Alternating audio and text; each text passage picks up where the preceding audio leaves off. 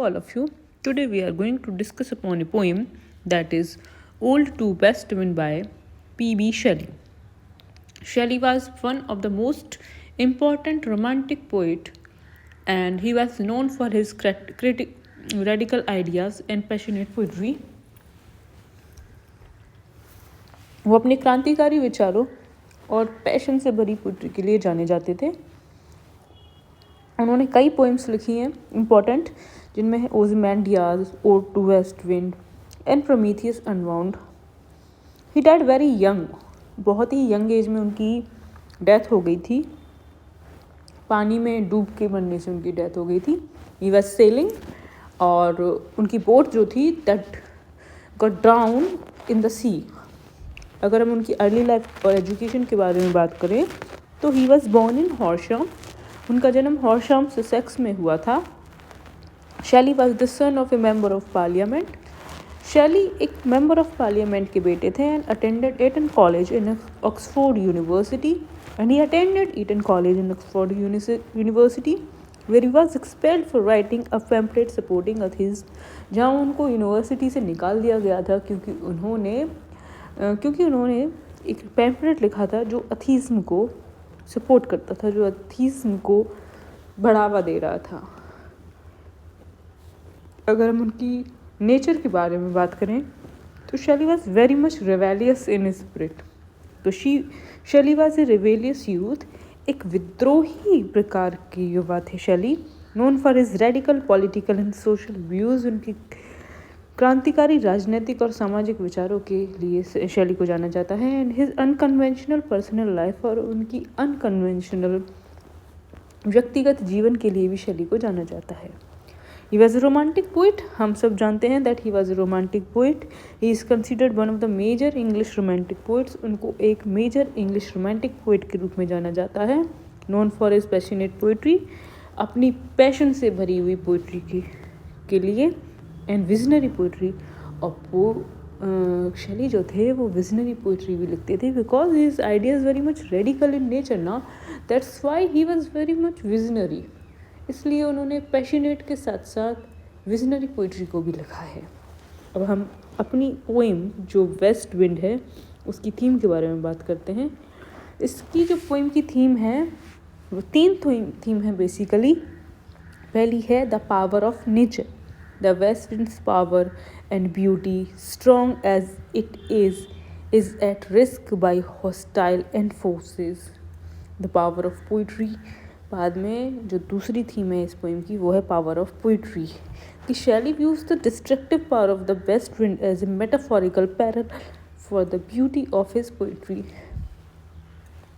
शैली जो है वो वेस्ट विंड की डिस्ट्रक्टिव पावर्स को अपनी पोएम की, अपनी कविताओं की सुंदरता का एक समानांतर रूपक मानता है. Which worries is similarly doom to oblivion.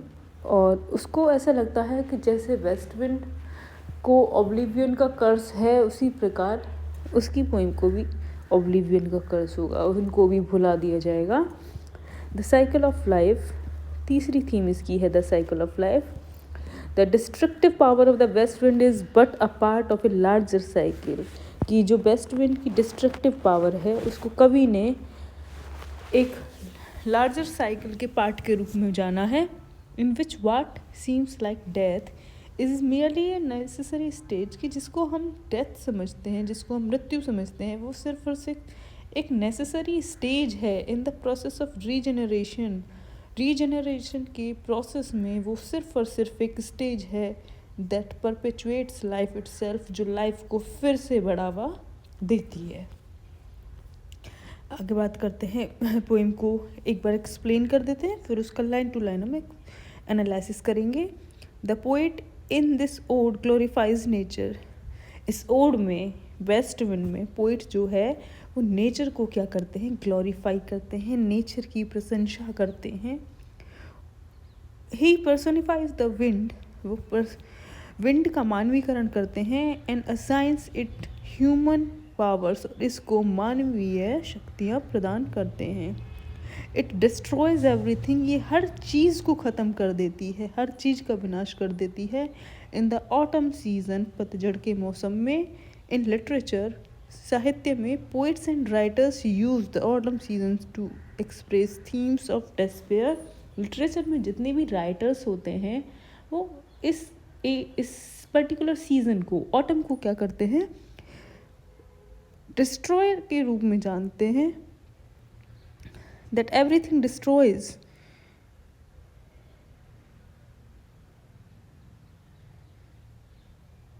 And sorry, जो पोइट्स हैं वो लिटरेचर में जितने भी पोइट्स और राइटर्स हैं वो ऑटम सीज़न को निराशा के सीज़न के रूप में, निराशा की विषय वस्तु के रूप में जानते हैं।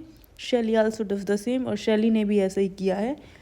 इन दिस पोएम, इस पोएम में he creates a melancholic atmosphere, वो एक मेलनकॉलिक, एक निराशाजनक एटमॉस्फेयर बनाता है। शैली आल्सो डज द सेम।